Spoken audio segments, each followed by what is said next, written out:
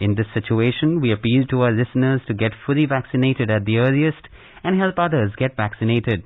Please continue to follow these 3 simple steps to stay safe. Wear a face mask, maintain 2 gaz ki duri for social distancing, and focus on hand and face hygiene. For any COVID-related information and guidance, contact the national helpline numbers 011-2397-8046 and 1075. And now, the news in detail. President Ramnath Kovind held delegation-level talks with his Bangladeshi counterpart Mohammad Abdul Hamid at his official residence, Bongo Bhabon, on Wednesday evening. President Kovind was given a reception in his honor at the Bongo Bhabon by President Mohammad Abdul Hamid of Bangladesh. Prime Minister Sheikh Hasina was also present at the reception banquet. India's Foreign Secretary, Mr. Harshvardhan Shringla, in a press briefing, spoke about the significance of the visit. This is the President's first visit outside India since the onset of the COVID-19 pandemic. It is also his first visit to Bangladesh. As you know, this year, of course, has been very significant for the relationship. It marks the Triveni of the establishment, 50th anniversary of the establishment of the state of Bangladesh, 50th anniversary of diplomatic relations between our 2 countries, and also the 100th birth anniversary of Bangabandhu Sheikh Mujibur Rahman. And on this occasion, we've had the Prime Minister visit Bangladesh. We had our External Affairs Minister visit Bangladesh, and now we have the President of India visiting Bangladesh. So it's a rare occasion or rare conjuncture in which we've had 3 of our senior-most dignitaries visit close and friendly neighbor in 1 year. Mr. Shringla added that the President paid tributes to the martyrs of the 1971 Bangladesh Liberation War. To commemorate the joint sacrifices made by the armed forces of both our countries during the Liberation War, President presented a replica of a 1971-era MiG-21 aircraft to the President of Bangladesh. The original aircraft itself has also been received in Bangladesh and also has been installed at the Bangladesh National Museum for public viewership, and it has been gifted to the National Museum. This is also in tribute to the memory of the over 1,660 Indian Armed Forces personnel who sacrificed their lives for our common cause in the cause of the liberation of Bangladesh. Speaking on the celebration of the 50th year of Bangladesh's independence to be held on Thursday, Mr. Shringla said that Bangladesh's formative day is important to both India and Bangladesh. The 16th of December marks the date on which Pakistani forces surrendered to the joint Indian and Bangladeshi forces, and it is a day on which the state of Bangladesh was created. It is a day that is important to both our countries, and it is fitting that our 2 countries are celebrating this event jointly at the highest levels. The Indian Armed Forces secured a decisive victory over Pakistan, which resulted in the liberation of Bangladesh in 1971. It was the largest military surrender after the Second World War. The Indian Armed Forces, along with Mukti Bahini, liberated Bangladesh in a span of just 13 days. In order to commemorate the glorious victory of 1971, the year 2021 was marked as the Swarnim Vijay Varsh. Prime Minister Narendra Modi had lit the victory flame to mark the beginning of the Swarnim Vijay Varsh celebrations. Various events were organized by the Indian Army at many locations in West Bengal and all northeast states throughout the year. A Swarnim Vijay Gatha is being organized at the Victoria Memorial in Kolkata on Thursday, which would also mark the culmination of the celebrations of the Swarnim Vijay Varsh. The Indian Cabinet has approved a program for development of semiconductors and display manufacturing ecosystem in the country. Briefing reporters after the Cabinet meeting in New Delhi on Wednesday, Information and Broadcasting Minister Anurag Thakur said 76,000 crore rupees will be spent on this project in the next 6 years. He said this will strengthen India's journey towards Atmanirbhar Bharat. Semiconductor और display manufacturing के ecosystem को यहां स्थापित करने के लिए 76,000 करोड़ रुपए की योजना लाई गई है। इसके माध्यम से अगले 6 वर्षों में भारत में लगभग 1,67,000 करोड़ रुपए की डायरेक्ट निवेश अनुमानित है और जैसा आदरणीय अश्विनी जी ने कहा कि लगभग 1,33,000 से ज्यादा लोगों को रोजगार की संभावनाएं होंगी और इससे हमारा जो कुल प्रोडक्शन अगर देखा जाए चिप्स का हो, सेमीकंडक्टर वेफर्स का हो या डिस्प्ले सेल का हो, ये 9.5 लाख करोड़ रुपए का होगा और इसमें से 5,14,000 करोड़ से ज्यादा का एक्सपोर्ट अनुमानित है कि इसके माध्यम से होगा। Speaking on the occasion, Electronics and IT Minister Ashwini Vaishnaw said, in the last 7 years, the country has reached $75 billion in the electronic manufacturing sector. He added that in the next 6 years, it will reach up to $300 billion. Mr. Vaishnaw said today the cabinet has taken a historic decision to develop complete ecosystem of semiconductor. Our correspondent reports the decision will have multiplier effects across different sectors, and this will contribute significantly to achieve $1 trillion digital economy and $5 trillion GDP by 2025. U.S. President Joe Biden welcomed the agreement by the Congress on the Bipartisan Uighur Forced Labor Prevention Act. In a statement, the White House said that it is in agreement with the U.S. Congress that action can and must be taken to hold China accountable for what is described as genocide and human rights abuses and to address the issue of forced labor in Xinjiang. The statement added that the Biden administration has already taken measures including imposing visa restrictions, financial sanctions, export controls, import restrictions, and the release of a business advisory to address the matter. President Biden had earlier rallied the G7 to commit to ensure all global supply chains are free from the use of forced labor, including from Xinjiang. The United Nations has said that additional effort and patience are required for the full restoration of the Joint Comprehensive Plan of Action, or JCPOA. Briefing ambassadors on developments surrounding the 2015 deal, Under-Secretary General Rosemary DiCarlo said that the UN is encouraged by the recent talks between Iran and the United States seeking to return to full implementation. Negotiations are underway in Vienna to revive the deal after the US pulled out in 2018 under the Trump administration. Ms. DiCarlo added that the JCPOA is widely regarded as a cornerstone of nuclear non-proliferation and an example of what dialogue and diplomacy can achieve. She also appealed to the U.S. to lift or waive sanctions against Iran as outlined in the plan and extend waivers regarding oil trade with the country.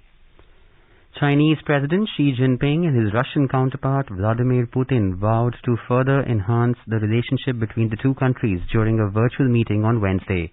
President Xi noted that this year marks the 20th anniversary of the signing of the China-Russia Treaty of Good Neighborliness and Friendly Cooperation, and the two sides have decided to extend the treaty for another 5 years. The World Health Organization, WHO, has warned that Omicron is the fastest spreading variant yet detected.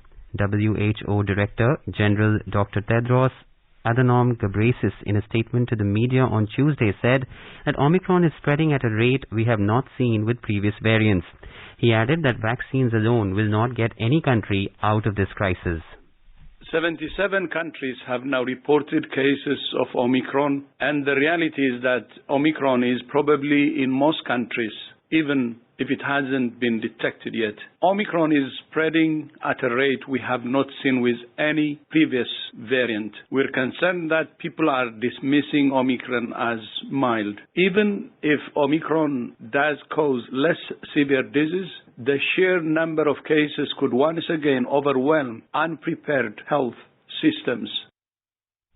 The UK government has removed all remaining countries from its travel red list starting Wednesday.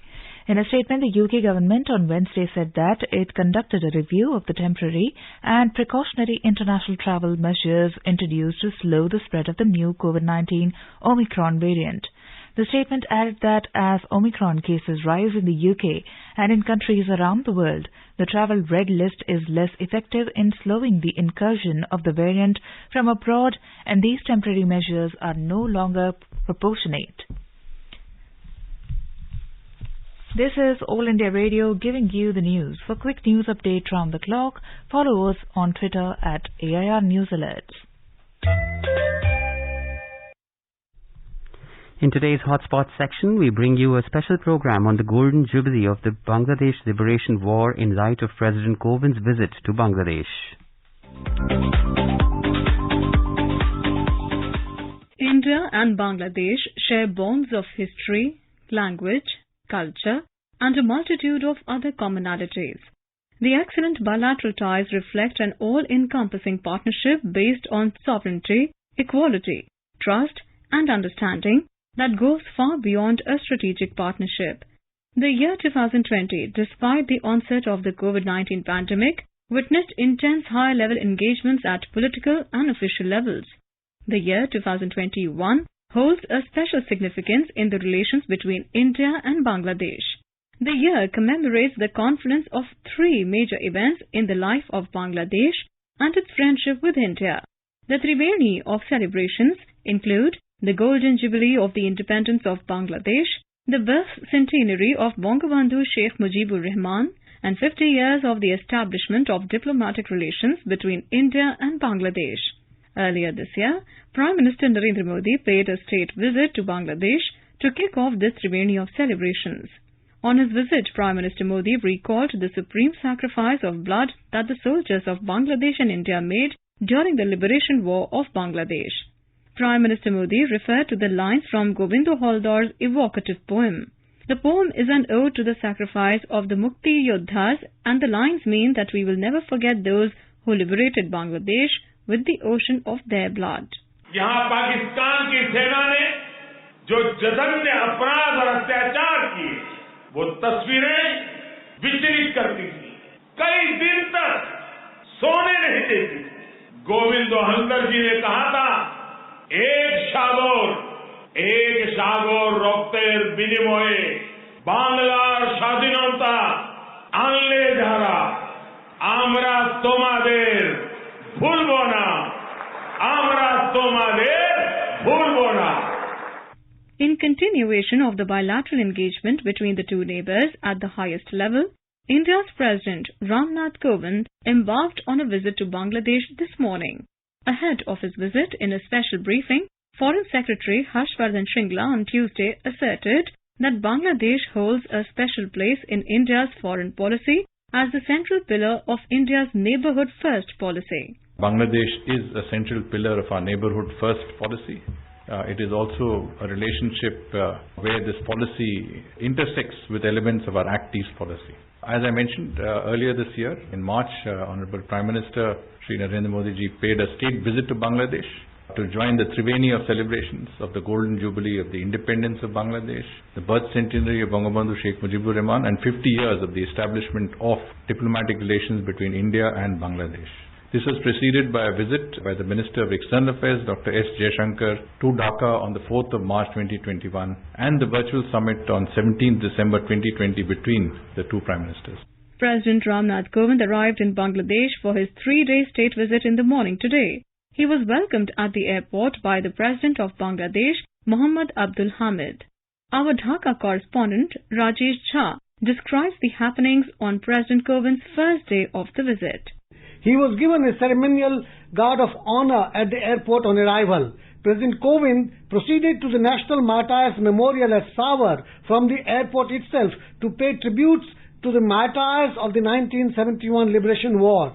He planted a sapling and signed the visitor's book at the Martyrs Memorial in Savar. The President visited the Bangabandhu Memorial Museum to pay his respects to Bangladesh Father of Nation Sheikh Mujibur Rahman. Tomorrow, on the occasion of the Victory Day, President Kovind will participate in the celebration of the Golden Jubilee of the Independence of Bangladesh and the birth centenary year of Bangabandhu Sheikh Mujibur Rahman as the guest of honor. On this occasion, a 122-member tri-services contingent from the Indian Armed Forces will also participate in the parade.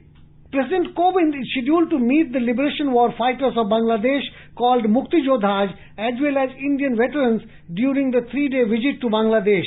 He will also be interacting with a cross-section of Bangladeshi society and visit places of cultural and historical importance in Dhaka before returning back to India on December 17th. The 16th of December is a special day in world history. On this date in 1971, the Pakistani army surrendered to the Indian army in Dhaka. Liberation war fighter Captain Shahabuddin was involved in bombing places in Dhaka during the war. He remembers 16th December 1971 when Pakistani General Niazi surrendered before the Indian armed forces. Finally, Pakistan army was totally underconfident and surrendered to Indian army. So that was 16th of December 1971. In the morning, our Chief of Staff, General Osmani, we took him to Kumidla from Agartala and came back in the afternoon, and we got the information that Pakistan is ready for surrender. Now we proceeded to Dhaka with our helicopter, and we landed at Tesga Airport after 9 months.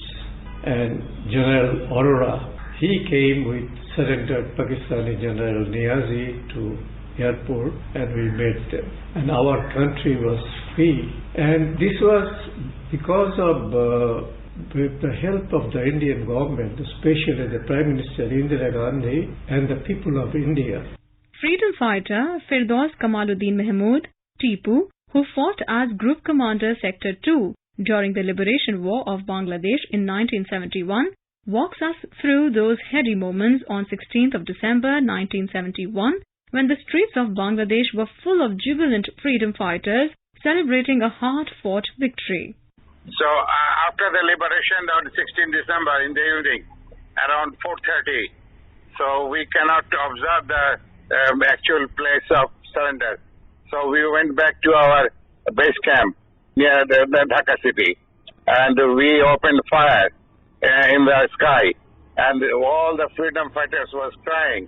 They're lying in the road, and their family was destroyed, their relations was destroyed, and it was unbelievable. We did not expect that we will be free so soon, but it was done because of Indian help, Indian Army's help, and it was so joy.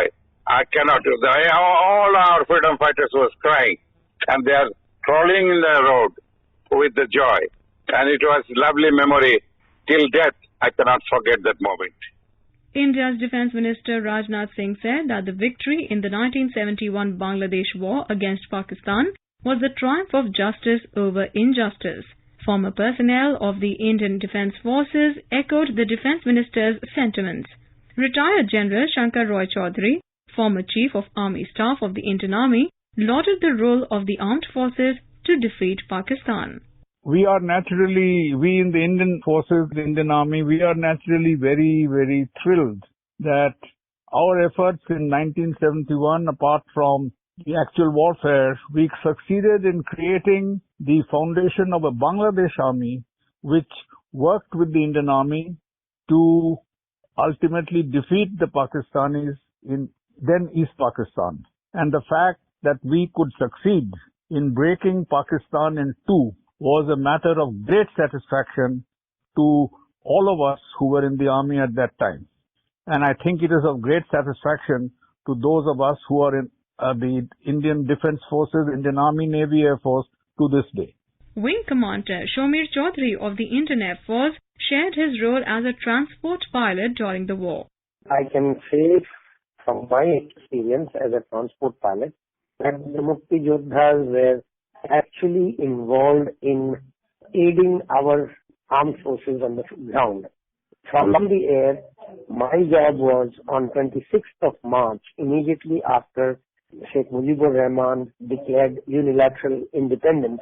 I was with one aircraft, a transport aircraft, positioned in Dum Airport, make sure that the Mukti Yodhas had all the arms, ammunitions, and whatever else they needed for fighting their war. So I was to only carry them, the material from Dum Airport right up to Bagdogra or Guwahati or Agartala. And this support that I gave them from the air was all the time right up to from March 71 right up to the outbreak of hostilities in December of 71. One example that I have of the support I had to give them was I got an urgent call to carry out casualty evacuation of Major Khalek Musharraf, then the sector commander in the Delta sector. And I flew him out from Agartala all the way to Lucknow, where our military hospital carried out brain surgery because he had a shrapnel of a grenade in his brain. He later on became okay and was able to fight in the war. Later he became a major general, but along with Mujibur Rahman, he was also purged when the uprising took place in Bangladesh. Another example was when I was asked to carry limpet mines, which are generally prohibited to be carried in an aircraft, all the way to Agartala. I took 5 tons of it and handed it over to the Mukti Bahinis. And with that, they were able to successfully, with guidance from our naval friends, to blockade Chittagong Harbour and blow up their ships in the Chittagong Harbour, which aided the war effort to a very large extent. In military history, I am not able to recollect in any similar case where an armed forces of a country has aided the independence or the struggle for independence of a neighboring country. I have also got this confirmed. We cannot find any parallel to this extent, but this I can say from my colleagues in the army and all, that they were entirely supported by the Mukti Yoddhas. In fact, one of my Bengali coursemates even had infiltrated into Bangladesh months before the war started in a lungi, and he was part of them, giving them guidance, what to do, what is to be done, and sending that vital information to us. India was the first country to establish diplomatic relations with Bangladesh. 10 days before Bangladesh's emphatic victory over Pakistan, India recognized the fledgling nation. The Maitri Divas, or Friendship Day, commemorates the recognition granted by India to Bangladesh on 6th of December 1971. Speaking on the celebration of Maitri Divas this year, India's Foreign Secretary Harshvardhan Shringla said that it was celebrated at capitals all over the world. India and Bangladesh jointly commemorated Maitri Divas a week ago on 6th of December. This commemorates the day when India recognized Bangladesh as an independent country. It was jointly celebrated in New Delhi and Dhaka, but also in capitals all over the world. Prime Ministers of India and Bangladesh both issued special messages on this occasion. The visit of our President provides an opportunity to renew our bonds based on a shared geographical space, shared heritage, a shared history, and the shared experience of our support for Bangladesh during its war of liberation. It is also an occasion to take note of the breadth, depth, vitality, and dynamism of contemporary ties. It is today a relationship that is based on a similar economic journey, similar aspirations, similar developmental experiences, and a growing friendship and contact between our two peoples. India has been steadfast in its commitment and support to its friendship with Bangladesh. Forged by the blood of sacrifice that flowed through the river Padma during its birth, the relationship is based on similarities in our economic journey, aspirations, developmental experiences, and a growing friendship and contact between our two peoples. President Ramnath Kovind's visit to Bangladesh will serve as a harbinger of an ever-growing friendship underpinned by common sacrifice, common struggle, shared culture, and physical and emotional proximity between the two nations, and will take it to new heights.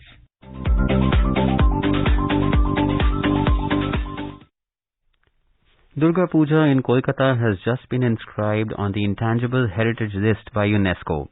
In an important announcement, the Intergovernmental Committee of UNESCO's 2003 Convention on Safeguarding of the Intangible Cultural Heritage has inscribed Durga Puja in Kolkata on the representative list of Intangible Cultural Heritage of Humanity during its 16th session being held at Paris in France. The committee commended Durga Puja for its initiatives to involve marginalized groups and individuals as well as women in their participation in safeguarding the element. Prime Minister Narendra Modi in a tweet said that it is a matter of great pride and joy for every Indian. He said Durga Puja highlights the best of Indian traditions and ethos, and Kolkata's Durga Puja is an experience everyone must have. NASA has said that for its Parker solar probe, it has now flown through the sun's upper atmosphere, the corona, and sampled particles and magnetic fields there. In a statement on Tuesday, it said that it was for the first time in history that a spacecraft has touched the sun. The Parker solar probe launched in 2018 to explore the mysteries of the sun by traveling closer to it than any spacecraft before. The development comes 3 years after launch and decades after first conception, the statement added. Moving on to sports. In hockey, defending champions and Tokyo Olympics bronze medalist India on Wednesday thrashed hosts Bangladesh 9-0 in the Asian Champions Trophy men's hockey tournament in Dhaka. Dilpreet Singh struck a hat-trick with 3 field goals, while Jarmanpreet Singh struck a brace from penalty corners. In between, Lalit Upadhyay deflected in a variation from vice-captain Harmanpreet Singh's flick from a penalty corner. Akashdeep Singh also found the net from a field effort before Mandeep Moore scored his debut goal for the country from a set piece in the 55th minute. Harmanpreet also scored a goal, perfectly converting India's 13th penalty corner in the 57th minute.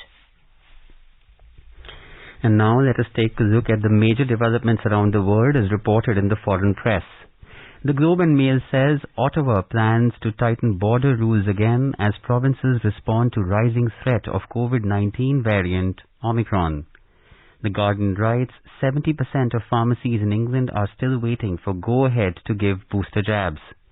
Sputnik News reports Putin and Xi slam AUKUS for undermining nuclear balance and fueling tensions. Tolo News says World Food Programme says Afghans face avalanche of hunger and destitution. Financial Times writes US to blacklist 8 more Chinese companies including drone maker DJI. The Wall Street Journal reports UK inflation accelerates at fastest pace in a decade. The Himalayan Times writes delegate votes give Deuba a second term as Nepal Congress president.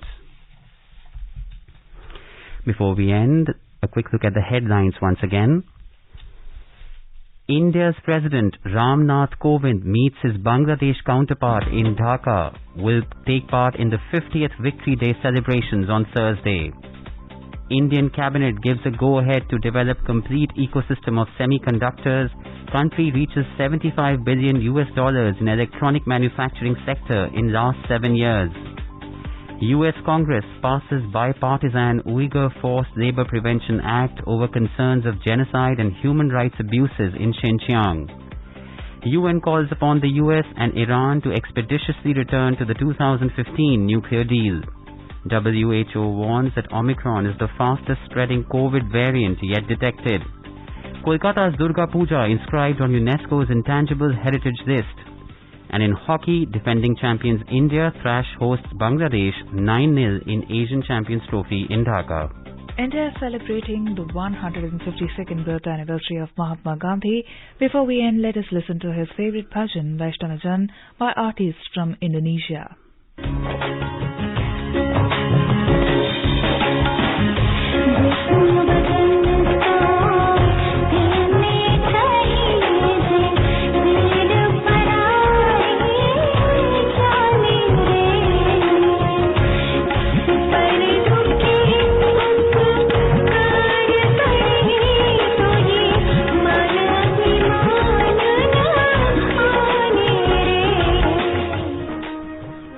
And with that, we end this bulletin. We'll be back at the same time tomorrow with the next edition of World News.